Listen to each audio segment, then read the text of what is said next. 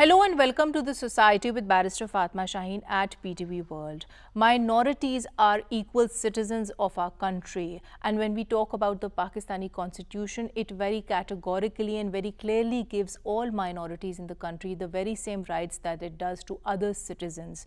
Now when we talk about minorities, generally, we often hear that one way or the other minorities are either subjected to incidents of violence or, for that matter, in one way or the other they are discriminated against. What we usually don't hear about is their success stories. What we usually don't hear about is the fact that there have been stories of minorities emerging to be resilient survivors. And this is exactly what we'll be talking about in our today's show. We'll be talking about how minorities are working to actually empower and uplift their fellow minority community members in the Pakistani society. We'll also be talking about the progressive laws which do exist in the Pakistani society so as to uphold their rights. We'll be talking about the various steps that the Pakistani judiciary, that the Pakistani government and media, generally speaking, have taken in order to empower minorities. This and much more to follow on today's show. And to do that, let me introduce you to my today's panel. My first panelist for the show today is Ali Raza Saab, who is a legal and policy expert. Assalamu alaikum, sir, and welcome to the show. My second expert on the show today with me here is Mr. Asif Akil Saab, who is a journalist alongside being a researcher. Assalamu alaikum, sir, and welcome to the show. And my third panelist for the show today is Miss Mary James Gill, who is a minority rights activist. Assalamu alaikum, madam, and welcome to the show.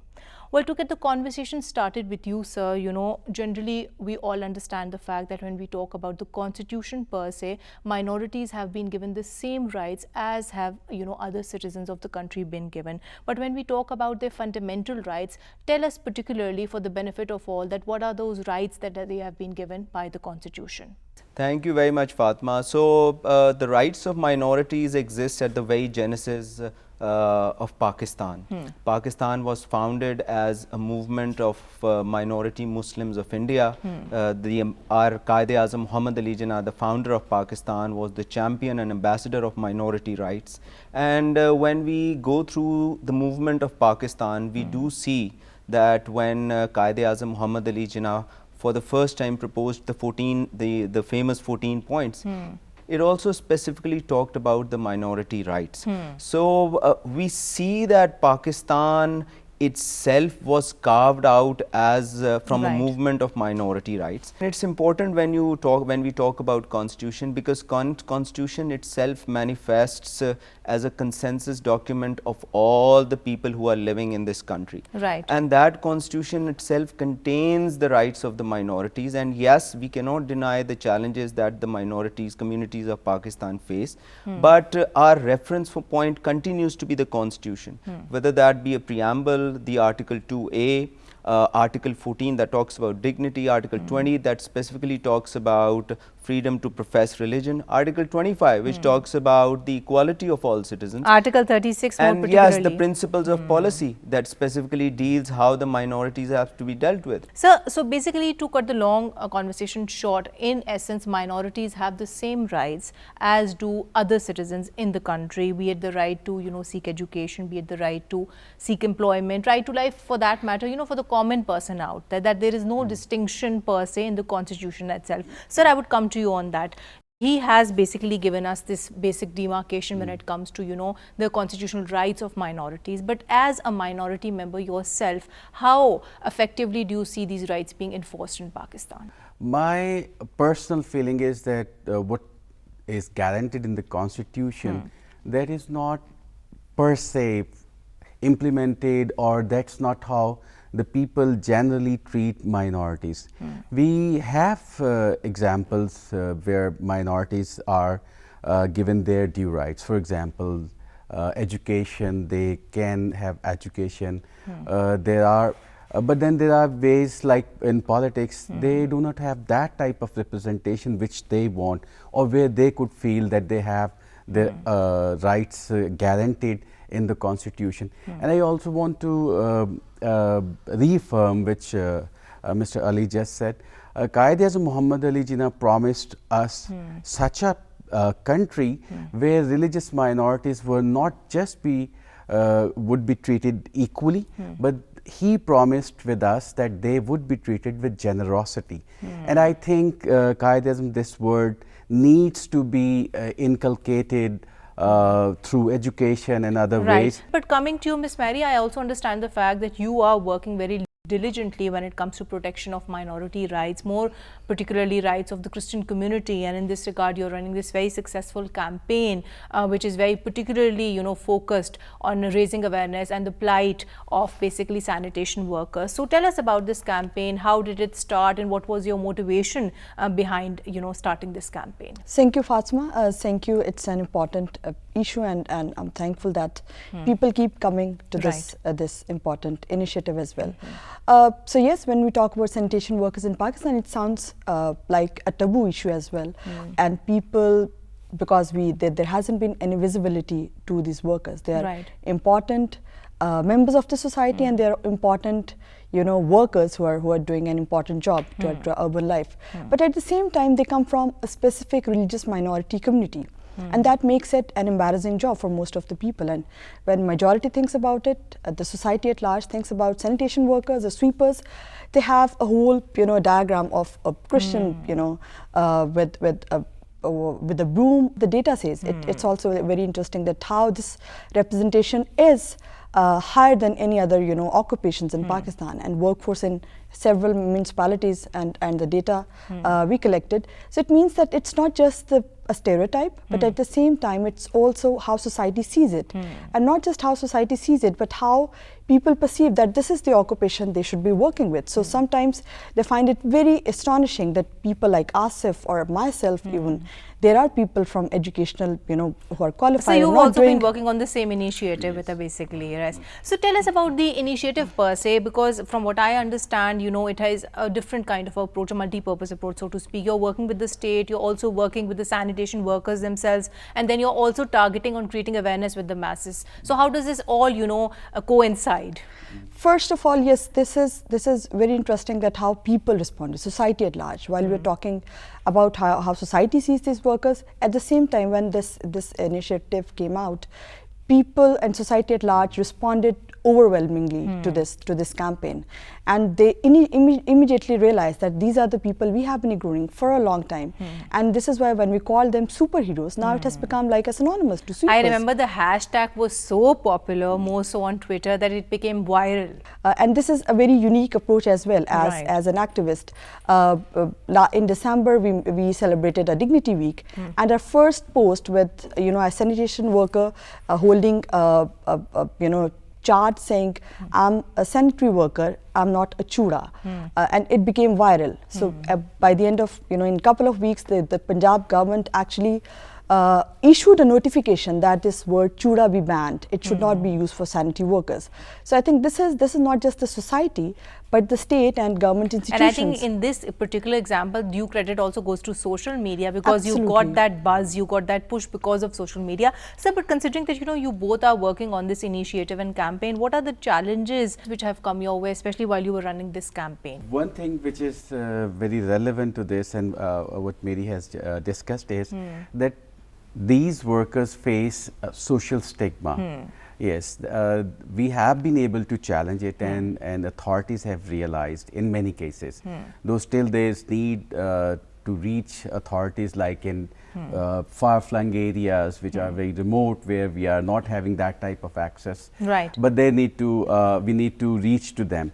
But then the additional thing is just discussing about their dignity or treatment in the public sphere, and while they are working, there is need to realize that they need more than this. For example, their health needs to be taken care of. Right. They need to be provided with safety equipment. Right, sir. But Adisab, coming to you, you've told us about generally, what rights the Pakistani constitution gives. But I also understand that you've been a very active litigator, especially when it comes to public interest litigation. And we all know, that when it comes to protection of rights of minorities, the Pakistani judiciary has gone a long way in doing so. Tell us more about the cases that you've been working on in this regard, regard, and generally what are the trends that you see? So Fatma, in courts, usually the most important point that the courts look at is that with reference to the constitution, they see that how the state or a government agency is treating a citizen. Basically, constitution is a relationship between state and a citizen. And I must tell you that irrespective of the challenges that the minorities of Pakistan face, and it is going to be a continuous issue for which activism at all levels will be required. Of course. But overall, from judicial point of view, our superior judiciary in particular have been very robust in addressing the minority issue.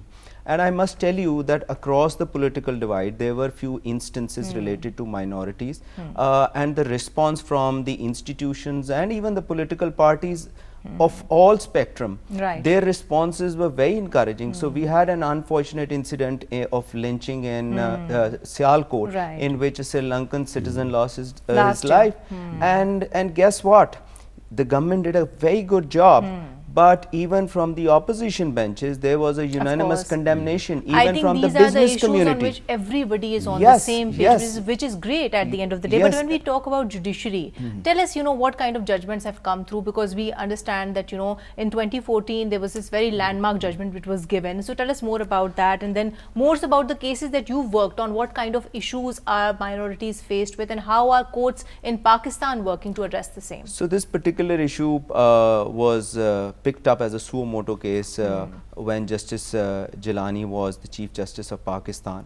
And this important judgment happened when the Kalash community was facing threats from extremist groups. Secondly, there was a very unfortunate incident that occurred in Peshawar church. There was a blast in Peshawar church. And there were also complaint of forceful conversion in Sindh, complained by the Hindu community. And that judgment, which is equivalent to Brown versus Board of Education, which was one of the globally acclaimed judgment related to the segregation of the communities, and that this particular judgment, this 35-page odd judgment, actually ended up sketching the entire canvas of minority rights debate in Pakistan. And that judgment also pressurized and compelled the executive agencies at all levels that they need to conform with the law, and it is basically not the inadequacy of the law but the crisis of enforcement. But sir, when we talk about the takeaway, when we talk about the gist of what was said, so tell us, what was actually laid down in this judgment, so that people know that, these are the decisions which are coming forth when we talk about, Pakistani judiciary working to uphold minority rights. So the few nuggets from this judgment were that Nadra was compelled that they have to register the Christians communities and minorities, their marriages in particular. The second thing was that they specifically instructed the police of all provinces that when and if any violation related to the religious worship places of minorities happen, they need to develop specific mechanisms, response mechanisms, and that whether that entails to addressing law and order situation or the registration of complaint. The third thing was that it even burdened and compelled the government that it has to comply with the quota, the affirmative action, which is already a law, that 5% minority quota has to be ensured in all services of Pakistan. And we do see that these challenges related to minorities come up every now and then. But more or less, I think it is an issue related to the awareness, it is an issue related to the education, yes, at many levels, curriculum. Curriculum, sensitization, capacity building, so many other things. Exactly. I think at the end it's a social issue, something which you were also pointing towards, sir. So last year when this quota was introduced, we have seen that several universities in Punjab, they have started implementing it. We have met roughly 20 vice chancellors of universities, and we found that there was willingness. They issued notices, and some of them even have given us lists of the students who were given admission on education quota. But at the same time, there is a challenge in it that Some of the universities, particularly medical colleges and engineering universities, they are a bit reluctant to provide this quota to religious minorities. So I think there is need for the government to monitor it and evaluate how this is being implemented. But Aziz, Right. don't you think that it's well justified that at least for very professional institutions and universities, which necessarily requires a merit, and in the name of affirmative action, it would really defeat the purpose for which the institutions are actually established. So health facilities are emergency practices and emergency services. So if we sort of lower the bar of merit, wouldn't it jeopardize or have adverse ramifications on the overall health sector? No, that is probably the main concern of the universities and colleges. But the point is that you need to lower the merit bar only slightly. We are not expecting that they will be taking minority students who have no education or those who do not qualify, at least for the basic requirement. That merit needs to be lowered only to slightly lowered. In the merit list, there is only one mark or even 0.5% where the competition goes on. Right, so your point is noted. But Ms. Mary, coming to you, we've generally spoken about the law. We've also spoken about the constitution, the rights it does give to Pakistani, minorities. But when we talk about their implementation, we all understand that there are social barriers which actually exist and which actually impede the implementation of such rights. So, as a minority member of the Pakistani community, how can these social issues, how can these social barriers, they be overcome if you want to give minorities their rights? I think most importantly, what Constitution says, it hasn't been, translated into our legal and policy framework. That is one major thing that needs to be worked on.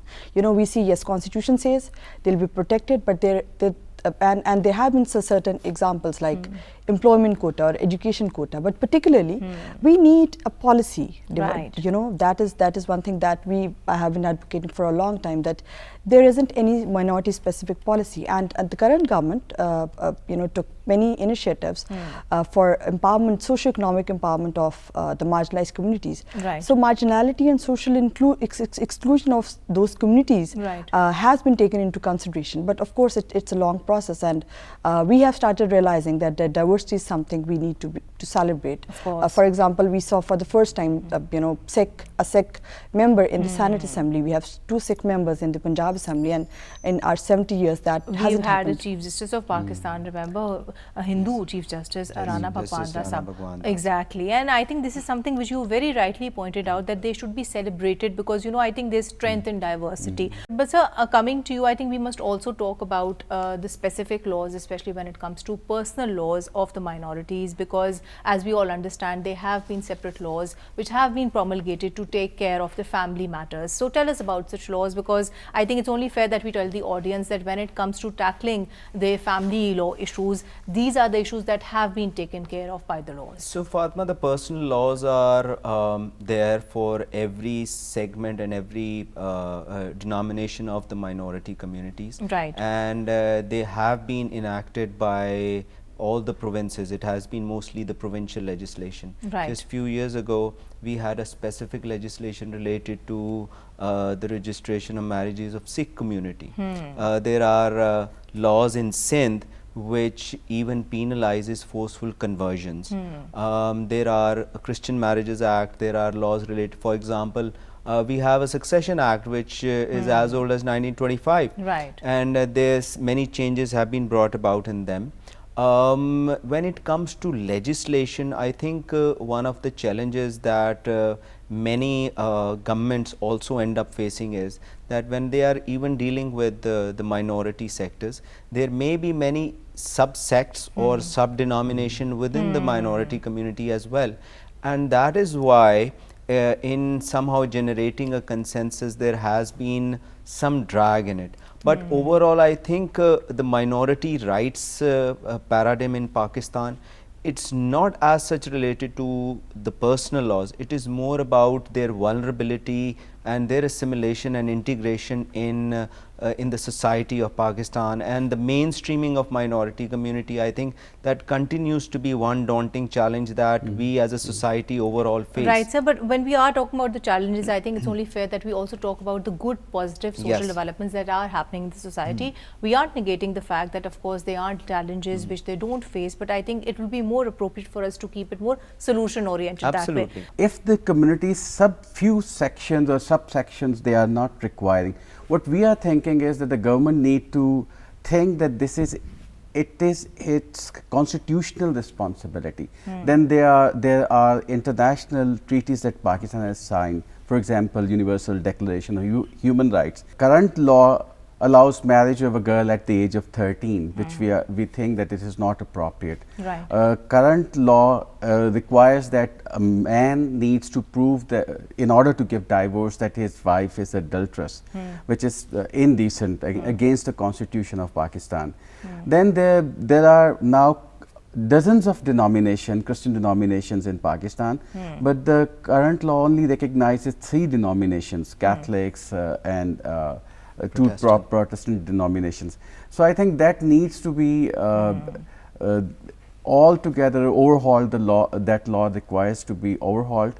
But what needs to be looked at is that Pakistan needs to fulfill its constitutional responsibility rather than just looking at few denominations. Right, so your point is noted. But coming to you, Mary, I think we must also talk about the role of media in this regard, and you know how Pakistani media has generally been working to advocate for the rights of minorities in the country. Now, when we talk about the media's role in this regard, we must also talk about the amount of screen space minorities do get, be it on television or otherwise, and we must also talk about the narrative that the media is setting. So what are your views on this issue?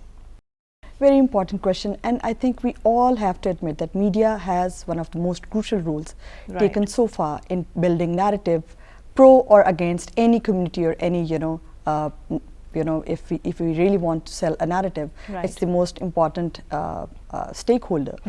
But recently I have, because as an active social media user and how our campaign has been taken up not just by the masses but by the media, it means that change is there and people are ready to buy the content that brings more positivity and bringing more social cohesive narrative in the society. But at the same time it's a matter of representation as well. Right. I mean, you can highlight an issue but in a very insensitive way, and we have seen several recent examples in some dramas. We see how especially Christian women are being portrayed and how they are stigmatized in some ways that might not be well received by the community, but their counter argument is that there is this representation. So I think what media and I'm not blaming that they are doing it unintentionally or intentionally, but I think people are not, still they need to see that how. I think the problem lies with the lack of sensitization of media itself, because if you're sensitized then you talk about it in a proper informed manner. But sir, coming to you, I think we must also talk on this regard about films. I think she has raised some very valid points that how can films be used to advocate for minority rights, because abroad we do see actors being sensitized, being given proper workshops and being taught about the importance of interreligious and intercultural dialogue. So can we expect something like this in our country? Well, I think the good thing is that as a society we are moving in the positive trajectory overall.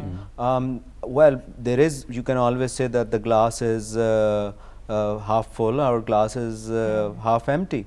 But we need to realize that our age-old or conventional wisdom and approach towards the minorities of Pakistan have come a long way, and it has been a collective effort, right from the institutional level to the overall global awareness that we all citizens have now due to globalization and our interconnectivity with the being part of the committee of the other nations. Right. And I must say that if I can dwell more on this topic, that we also have to see that Pakistan happens to be in a very volatile region.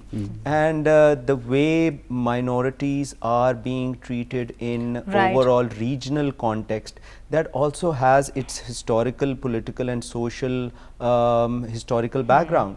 So when it comes to Pakistan, yes, there are challenges and they need to be addressed, but when we see our neighboring country, which continues to be a constant reference point for Pakistan. I think by that yardstick and by that measure, we are faring quite high, and we're doing much better. So as we speak, Fatma, what happened in Karnataka was that Judiciary, the Karnataka High Court, actually ended up upholding the executive order related to the hijab ban in the educational institutions. Now you see this happening in 21st century, 2022, is a very regressive sort of approach taken by the judiciary in India, and I'm sure the sane voices there might be raising this or taking it to altogether different level. But we do see that in India, for example, I will not talk about the hardline approach of the government there, but how it has impacted the rights of the minorities there is now a global subject of concern. I think Pakistan, by that definition, is faring high, and it is doing quite well for itself, because we do have empowered people like yourself sitting here with us on the show today, working to empower minorities. On which, sir, I'll come to you. I think we must also talk about Pakistan's international commitments in this regard, and we understand the fact that Pakistan has ratified not one, rather several treaties to uphold minority rights. So tell us more about these, international commitments, and how can we ensure that these commitments just don't remain commitments on paper, they are actually and practically implemented in practice too. Pakistan has GSP plus status, and in that status it has ratified 27 conventions. They include labor rights, they include other conventions like CEDAW, Universal Declaration of Human Rights, ICCPR. So as Pakistan is progressing on minority rights, there is need to look at what are the commitments, and in those commitments, for example, we have discussed that minorities' personal laws, they need to be improved. There is need to give them more representation in the political arena. There is need to be given chance in given place where in policy making, and also there is also, I think there is need to look at how education can play a role. We just discussed about media, we discussed about filmmaking, and this all needs to be reaching to the level where students and in colleges and universities. Sir. But Mary, coming to you, I think he's raised some very valid points. So when we talk about bringing minorities in the mainstream, how particularly do you propose can we do that, be it political or otherwise? First of all, I think bringing them, giving them more visibility, interacting them. I mean, there has been several programs where, Muslims and non-Muslim students, they come together, they celebrate different festivities. They, especially with the education quota, the best thing I want to see is people coming from different religious minorities on board, on campus. And this is how they can learn from each other. And this is how they can learn that the things they read in the books are not all true. And this is the first-hand experience. And it's not possible that harmony, that interfaith, whether interfaith or social or racial, it's not possible without knowing each other. And that's only possible if we find opportunities to bring them all together. And I think on different levels, this government, the previous governments, they have been trying to celebrate different festivities of other religious minorities. I think at the government it just level. Shouldn't remain at the state level. At the end, it should transcend down at a social level, so to speak, on which, I would like to come towards the conclusion of the show. What are your policy and institutional reform proposals in this regard now that we are wrapping up today's show, especially when it comes to, promoting and upholding minority rights in the country? What Mary rightly pointed out, that it's also about the visibility. Now the question of visibility of minorities as the identity of Pakistan, I think that seems to be missing from our overall national paradigm, and I think we have to amplify, as I've earlier stated, the white part of our flag as well. Your point is noted, but sir, coming to you and coming towards the conclusion of the show, how do you propose can we both mobilize as well as celebrate minorities in the country? I think one important aspect can be the struggle, Pakistani minorities, particularly Christians and Parsis, they played a very important role in the creation of Pakistan. That should be in the textbooks. Right. And that should be celebrated on such events. For example, we recently had March 23rd, so we could also I think include minorities' contributions and people who emerge to be, you know, successful, who have success stories, they need to be highlighted more. For example, we had several singers, we had artists, we had people from minority in Pakistan Army and in the Judiciary. So we need to celebrate these heroes as well. Also, I think that this visibility should be in the textbooks. So I think this is important that we celebrate our heroes, and we also celebrate non-Muslim heroes as well. Right, so your point is noted. On which note I would like to come to you, Ms. Mary. You know, coming towards the conclusion of the show, I think it's very important that we also talk about the empowerment of women, especially those who, like yourself, belong to the minority community, so to speak. So in this regard, what is that one message that you would want to give to all the women who are watching this show, especially when it comes to their own empowerment? You know, I always admired the resilience and, the kind of, the work they take on. They are very hard workers. They have been sharing burden of our, households for a very long time. Right. Whether they be teachers or nurses or coming from, doing even household chores, domestic workers. You'll see that big labor in all menial works like agri workers or domestic workers, bricklaying workers. They're all women who have been, working for their families. They've been feeding their families. And then we see women from, affluent classes, and they, whether in civil service, now we see a very big number. Recently, in last year, we saw a girl from Sialkot. His father was a driver, but she was able to excel. And then we have a recent example of Quetta. Right. She was also called as a special guest in 23rd March parade. We have also like Krishna Kumari. She's a very good example, coming from a Dalit background, but now she has been given a representation in the Senate. So I think all these examples make us believe that those women, they are not just resilient, but they have been trying to make their fortune.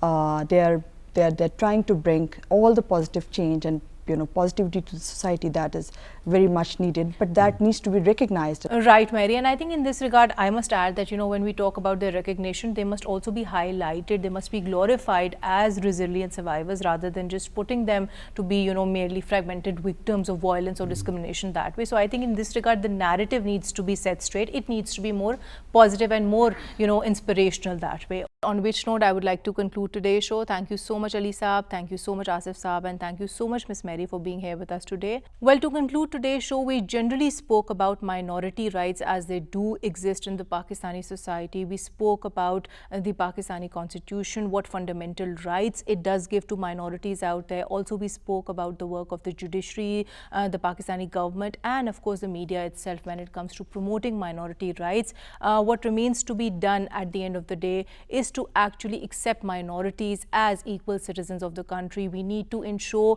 that all the rights given to them by the laws, so to speak, they are actually implemented in letter and spirit. And we also need to understand this very basic fact at a very basic level, that there is, of course, strength in diversity. On which note, I would like to conclude today's show. Thank you so much for watching The Society. Until next week, take care and Allah Hafiz.